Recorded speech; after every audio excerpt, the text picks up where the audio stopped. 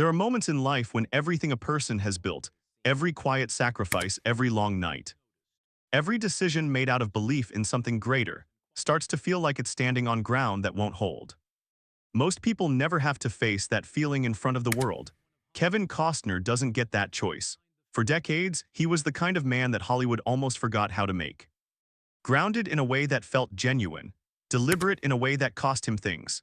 Someone who looked at a room full of people telling him no and somehow found a way to keep moving forward anyway.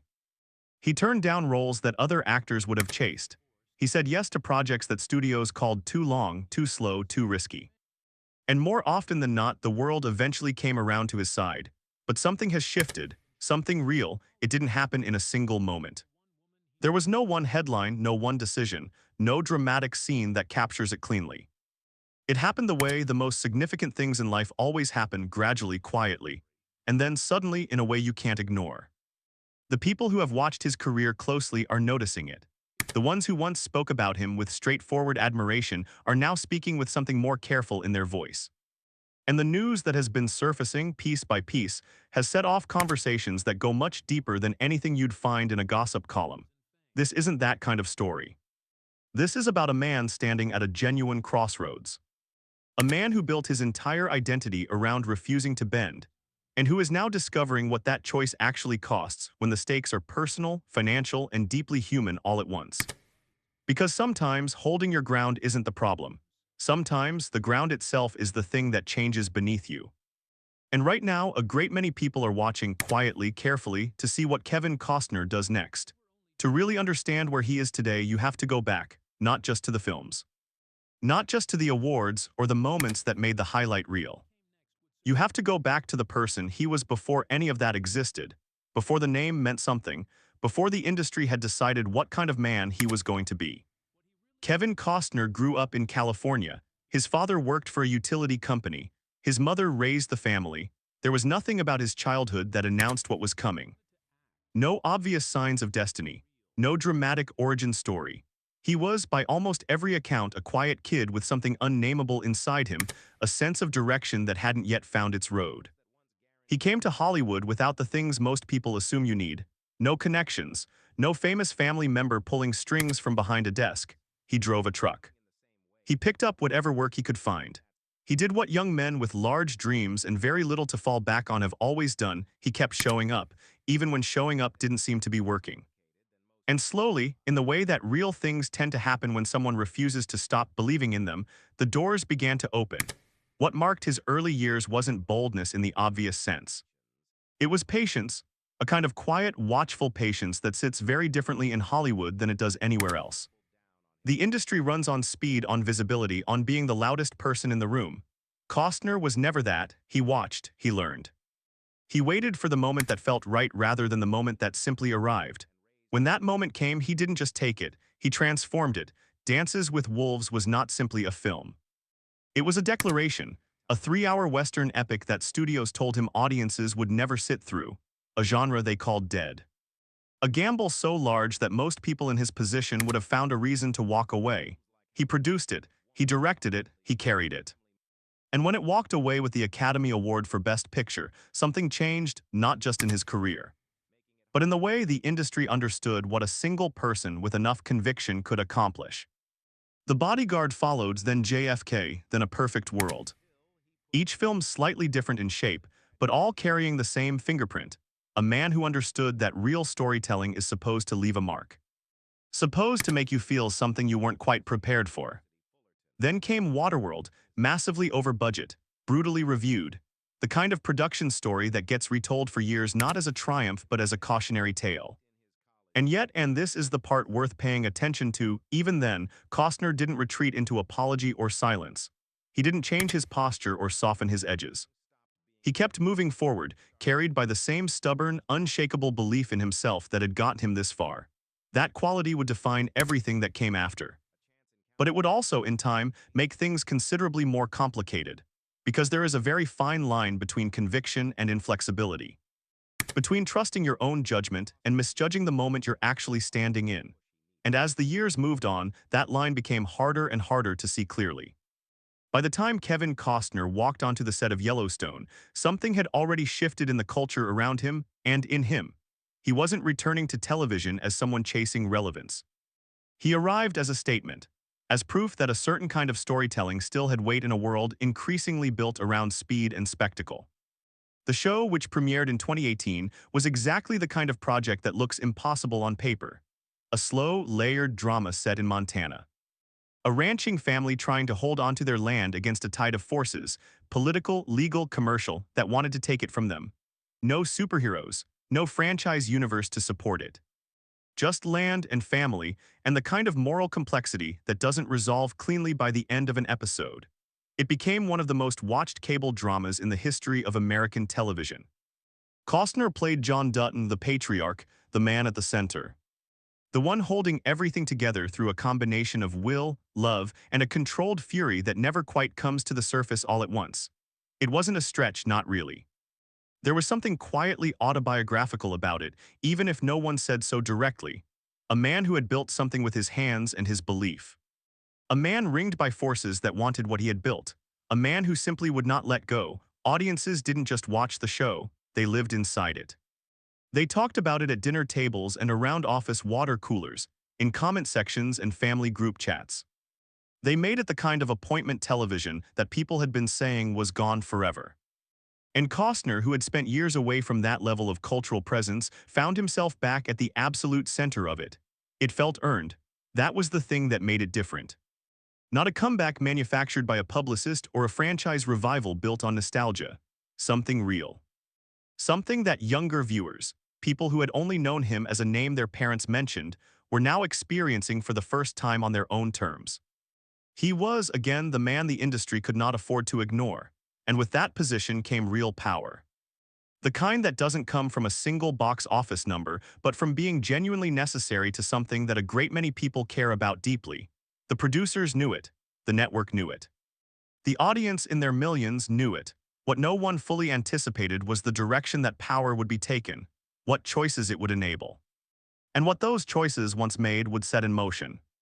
Because when you are the gravitational center of something that large, when millions of people have arranged part of their lives around your presence, every decision carries a consequence that extends well beyond your own front door. Every delay matters, every absence is felt, every ripple becomes a wave before long. And Kevin Costner, true to every instinct that had ever defined him, was not about to take the simple path. It started the way these things always start, quietly at the edges, in rooms most people never have access to. Word moved through industry circles that something was not quite right on the production side of Yellowstone. Scheduling problems that went beyond the usual friction of a demanding show. Creative tension that felt different in kind, not just in degree. Something involving the space between what the show needed and what its central star was available to give. Then the fuller picture began to emerge, and it stopped a lot of people mid-thought. Costner had been pouring himself, his time, his energy, his focus, and an enormous amount of his own money into a film he had been carrying in his imagination for nearly 30 years. Horizon, an American saga, a sweeping, multi-chapter Western epic about the settling of America, a project he was directing, producing, and starring in at the same time. The kind of undertaking that consumes everything around it by design. There is real admiration to be found in that level of commitment. The kind of devotion to a creative vision that most people only ever feel in theory. The willingness to stake something real on something uncertain, because the story feels like it has to exist. Because you believe in it that completely. But commitment at that scale, when it collides with obligations that already exist, creates a pressure that good intentions cannot fully absorb. According to multiple reports at the time, Costner's presence for Yellowstone became increasingly limited. Taylor Sheridan, the show's creator, was trying to plan story arcs and production schedules around a star who, according to people familiar with the situation, was increasingly difficult to lock down. The crew and cast had their own commitments to manage. The machine needed a rhythm, and the rhythm was breaking. What followed played out in ways that were both very public and deeply private at the same time. There were statements from different directions that didn't quite align with each other. There were reports and counter-reports, people on each side of the situation speaking in ways that created more questions than answers. And through all of it, the audience, the vast, loyal, emotionally invested audience, found themselves in the middle of something they hadn't signed up to witness. This wasn't a storyline. This was a fracture, a real one, and the thing about real fractures is that they never stay where they start. They travel. They open up spaces in unexpected directions. And in Costner's life at that moment, the fracture in his professional world was about to be joined by something far more personal. There is a version of a story like this that stays within the clean borders of the entertainment industry: contracts, creative disputes, ratings and scheduling, and the business arithmetic of making a major television production. That version is manageable. It has a shape you can work with. Kevin Costner's story in those years refused to stay within those borders. In 2023, after nearly 19 years of marriage, his separation from Christine Baumgartner became public. And it became public not gently, but in the way that these things tend to when significant assets and deep disagreements and longstanding hurt all arrive at the courthouse at the same time. Divorce is almost never simple, even when it is quiet. When it happens in public, when there are children involved. When the financial stakes are significant and the lawyers are working in real time while journalists are watching, it becomes something else entirely. Something that is very difficult to protect yourself from, no matter how composed you try to remain. According to court documents and reports from the period, the proceedings became contentious in ways that went beyond what either side had apparently anticipated. Disagreements over the family home. Disputes over financial support. The slow, difficult work of two people trying to separate lives that had been woven together for nearly 2 decades, done under conditions that offered very little privacy and very little grace. Through all of it, Costner kept his public silence. He didn't give interviews that aired his grievances. He didn't turn his pain into a media event. He held himself together in the way you can see, even when it's very clear that something enormous is being carried just beneath the surface. There was something almost striking about the timing of it all. Here was a man managing the public collapse of a long marriage, navigating a deeply complicated professional rupture, and simultaneously trying to carry a massive film project that he had staked his financial future and his creative legacy on all at the same time. Any single one of those things is enough to fundamentally alter a person's sense of what is possible. Together, they create a kind of weight that shows, even when the person bearing it is doing everything they can to stand straight. And yet he kept going. Because that is, at the most fundamental level, who Kevin Costner has always been. The person who does not stop moving, even when stopping might be the more reasonable choice. But the question that was beginning to surface among the people watching most carefully was a quiet one, and an important one. Whether moving forward and moving in the right direction are always the same thing, and whether conviction, however real, is always enough. Horizon, an American saga, was meant to be the culmination of something. Not just a film, not just another entry in a career that already had more than its share of significant work. It was supposed to be the thing that a man who had spent 30 years thinking about a story finally gets to put in front of the world. Patient, vast, unapologetically ambitious in a way that modern cinema rarely allows itself to be. According to reports, Costner invested tens of millions of dollars of his own money into the project. He spoke about it in interviews with the kind of quiet certainty that is very different from promotional enthusiasm, the voice of someone who genuinely believes in what they have made, who has been living with it long enough to trust it in a way that goes beyond logic. The first chapter arrived in the summer of 2024, and the response when it came was genuinely complicated. There were critics who found it remarkable, unhurried in the best possible sense. The kind of filmmaking that trusts its audience to sit with something slow and beautiful and layered. That does not rush toward resolution, because it understands that some stories need space to breathe. And there were critics who found exactly those qualities to be the film's central problem, that it asked more of its audience than many viewers were currently willing to give. In a landscape that had been reshaped around faster, louder, more immediately gratifying experiences. At the box office, the numbers told a story that was difficult to read without some concern. The film did not perform at the level the studio needed to feel confident about moving forward with the planned release of subsequent chapters. Decisions were made at that level, the level of business and risk management, that altered the shape of what Costner had envisioned. The second chapter, which had been planned to follow closely behind the first, entered a period of uncertainty. There were reports of conversations with streaming platforms, of Costner and his team working to find a path forward through a changed set of circumstances, of the kind of problem-solving that happens when passion and commerce fail to meet in the middle. For a man who had staked so much financially, creatively, personally, on this particular story, that uncertainty had a very specific weight to it. One that went beyond the professional and touched something closer to the core of what he had been trying to build. The people watching found themselves in a complicated emotional position. The ambition was real. The commitment was undeniable. The love for the project was visible in every frame of the film, in every interview Costner gave about it. But ambition and commitment and love are not, by themselves, enough to shape the outcome in a marketplace that operates by different rules. What had looked from a certain distance like a man at the height of his creative powers was beginning to look much closer up like something more exposed, more human, more like the rest of us than the image had previously allowed. There is a particular kind of solitude that settles around people who have always done things on their own terms. When it works, the word the world reaches for is visionary. When it doesn't, the word that comes instead is reckless.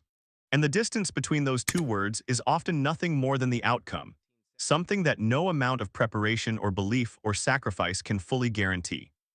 Kevin Costner has spent his entire working life walking the line between those two descriptions. And at this point in his career, he is doing it more openly, more vulnerably than at almost any previous moment. The departure from Yellowstone left something behind in the public narrative around him, not just in the audience that had loved the show, but in the way the industry now reads him. There are people who believe with genuine feeling that he was placed in an impossible position, a man trying to honor competing commitments to the best of his ability, who was ultimately pushed to a breaking point he didn't choose. And there are people who believe that the choices he made along the way contributed meaningfully to an outcome that didn't have to be what it became. The honest answer, as it almost always is with situations this complex, probably lives somewhere in the space between. In the gray area where real human beings make real decisions under real pressure, and where the results are rarely as clean as either side of the story would prefer. What is harder to argue with is the cumulative picture, the divorce, the box office results, the departure from the most culturally significant television project he had been part of in decades. Each of these things, standing alone, is something a person recovers from. Set alongside each other, they describe a moment that deserves more than a passing glance. And still, and this is the detail that keeps drawing people back, Kevin Costner has not stopped. Horizon continues to be something he is actively working toward. He speaks about it when he speaks publicly, with a quality that is noticeably different from the usual performance of confidence. There is something more settled in it. More accepting of the difficulty. More like a man who has made his peace with the fact that not everyone will come along for the journey, and who has decided that this does not change the decision to take it. It is recognizable. It is the same quality he carried into Dances with Wolves when the consensus around him was that it would not work. The same quality he brought to Yellowstone at a moment when that kind of television didn't seem like it could become what it became. The same steady, sometimes maddening, often extraordinary refusal to let other people's certainty become his own. Whether it carries him through this specific moment, with its specific weight and its specific uncertainties, is something that no one has the answer to yet. And perhaps that is exactly the point.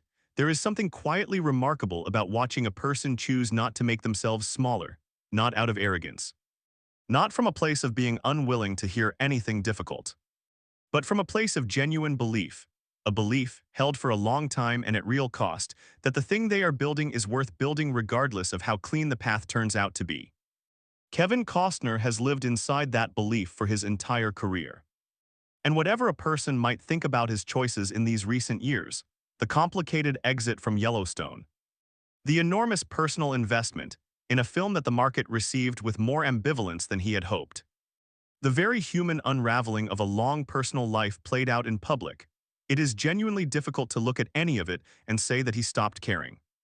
That he took the easier path when a harder one was available, that he chose safety over the thing he actually believed in.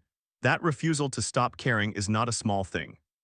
In an industry that often rewards caution and punishes the kind of exposed, genuine ambition that Costner carries, simply continuing to care, continuing to put real stakes behind real belief, takes a form of courage that doesn't photograph particularly well but is very real nonetheless.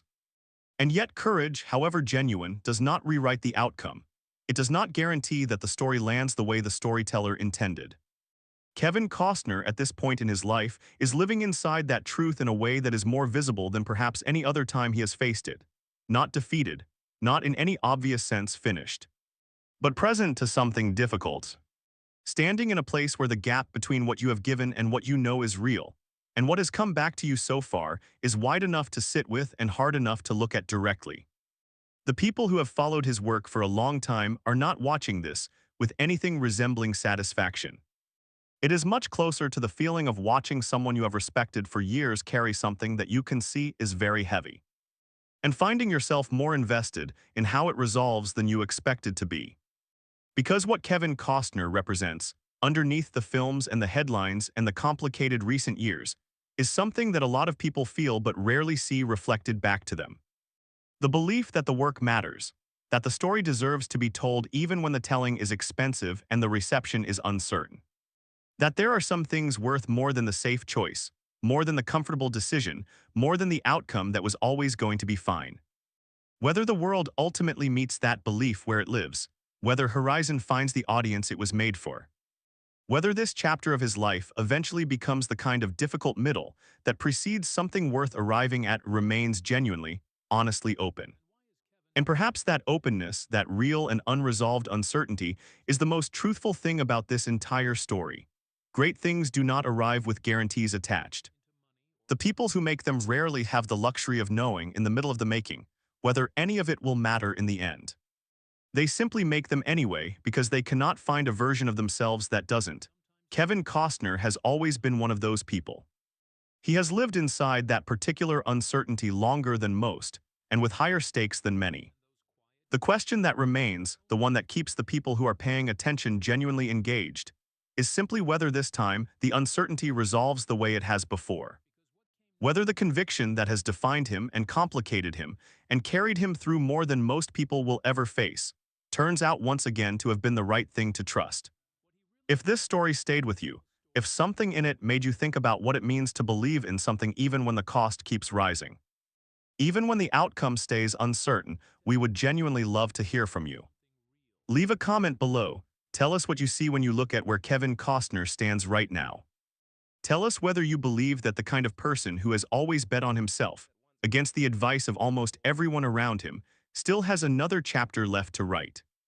And if this is the kind of storytelling you want more of, patient, honest, human, then subscribe, because there are more stories worth telling this way, and we are not planning to stop.